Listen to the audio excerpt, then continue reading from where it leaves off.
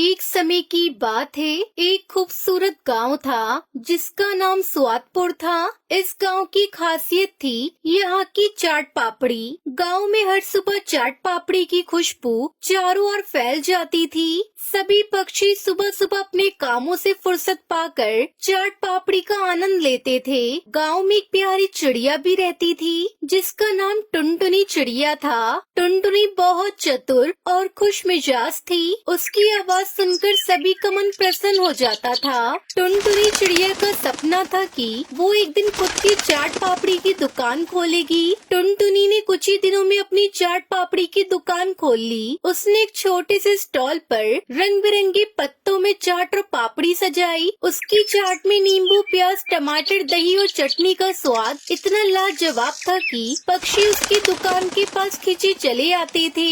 हर सुबह टुनटुनी के पास ग्राहकों की भीड़ लग जाती थी। बच्चे, बड़े और बुजुर्ग सभी टुनटुनी की चाट पापड़ी का आनंद लेते थे। टुनटुनी ने अपनी दुकान को सजाया था और उसमें खुशियों की बहार थी। लेकिन गांव में एक और पक्षी था जिसका नाम कालू कौवा था। कालू कौवा बहुत चालाक और कपटी था। वो हमेशा दूसरों को परेशान करने की योजना बनाता रहता था। उसे टुनटुनी चिड़िया की बढ़ती लोकप्रियता से जलन होने लगी। एक दिन कालू कौवे ने सोचा, मैं टुनटुनी की दुकान को बंद करवा दूंगा और खुद एक बेहतरीन दुकान खोलूंगा।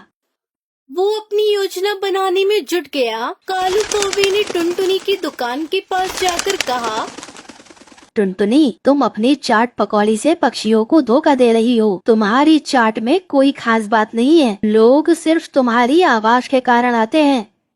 कालू, अगर तुमको मेरी चाट पसंद नहीं है तो तुम यहाँ मत आया करो। मैं अपने ग्राहकों को खुश रखने के लिए मेहनत कर रही हूँ। लेकिन कालू कौवे ने हार नहीं मानी। उसने सोचा, अगर मैं टुनटुनी की दुकान को बंद करवा दूं तो सब लोग मेरे पास आएंगे।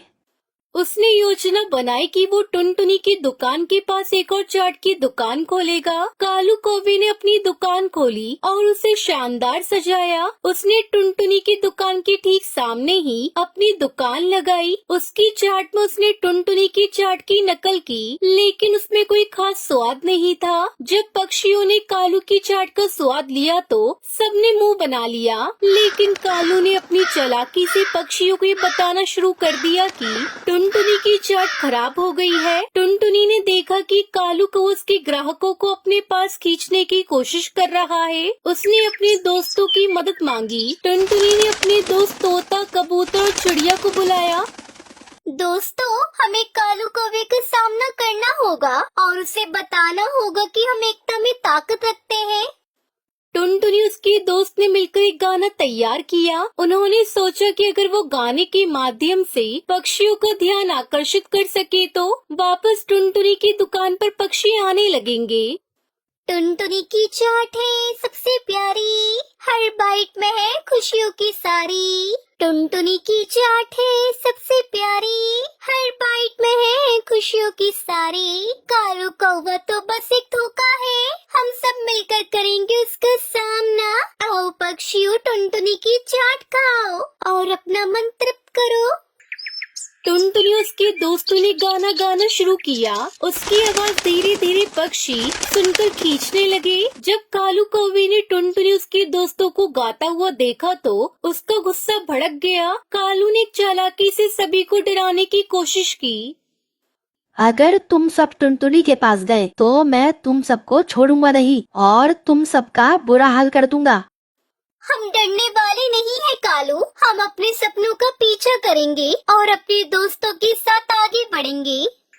टुनटुनी उसके दोस्तों ने मिलकर एक नई योजना बनाई। उन्होंने तय किया कि वो कालू कौवे की काली करतूतों को उजागर करेंगे। उन्होंने गांव के सभी पक्षियों को इकट्ठा किया और कालू के झूठे दावों का पर्दाफाश किया। सभी ने मिलकर टुनटुनी की चाट का स्वाद लिया और उसकी तारीफ की। गांव वाले कालू कौवे के झूठ को समझ गए और टुनटुनी की दुकान के पास आने लगे। जब कालू कौवे ने देखा कि उसकी दुकान पर कोई नहीं आ रहा तो उसने गुस्से में आकर टुनटुनी की दुकान को नुकसान पहुंचाने की सोची। अगर मैं उस टुनटुनी की चाट को बर्बाद कर दूंगा तो सब उसके पास नहीं आएंगे। लेकिन टुनटुनी ने उस पर नजर रखी। जब वो टुनटुनी के पास पहुंचा तो टुनटुनी ने उसे समझाया। कालू, तुम्हारी बुराई करने से कुछ नहीं होगा। प्यार और एकता से हम सब खुश रह सकते हैं। कालू कौवे ने टुनटुनी की बातों पर ध्यान दिया। उसने महसूस किया कि वो अकेला है और उसे दोस्तों की जरूरत है। उसने टुनटुनी से माफी मांगी और कहा, मैंने तुम्हें परेशान किया टुनटुनी, मुझे खेद है। क्या तुम मुझे अपने दोस्तों में शामिल करोगी? बिल्कुल कालू, हर किसी को एक मौका मिलना चाहिए। हम सब मिलकर एक नई शुरुआत कर सकते हैं। गांव में टुनटुनी, कालू को और बाकी सभी ने मिलकर एक बड़ा जश्न मनाया। उन्होंने एक साथ चाट पापड़ी बनाई और सबने मिलकर खाई। गांव में खुशियों का माहौल छा गया। टुनटुनी ने कालू कौवे को अपनी दुकान में शामिल किया। अब कालू कौवा भी टुनटुनी की चाट पापड़ी की दुकान में काम करने लगा। इस तरह टुनटुनी चिड़िया कालू कौवे ने अपने गिले शिकवे को भुलाकर एक नई दोस्ती की शुरुआत की। गाँव के सभी पक्षी खुश रहने लगे और टुनटुनी की चाट पापड़ी की दुकान और भी प्रसिद्ध हो गई। गांव में एकता प्रेम का संदेश फैलने लगा। सभी ने सीखा कि एकता में ही शक्ति है और मिलकर काम करने से हर परेशानी का समाधान किया जा सकता है। टुनटुनी चिड़िया की चाट पापड़ी की दुकान अब पूरे गांव की पहचान बन गई और कालू कौवे ने दोस्ती का सच्चा अर्थ समझा। इस प्रकार टुनटुनी चिड़िया कालू कौवे की कहानी हमें सिखाती है कि हमें कभी हार नहीं माननी चाहिए और एकता से हम किसी भी चुनौती का सामना कर सकते हैं। हर किसी में अच्छाई होती है, बस हमें उसे पहचानना होता है।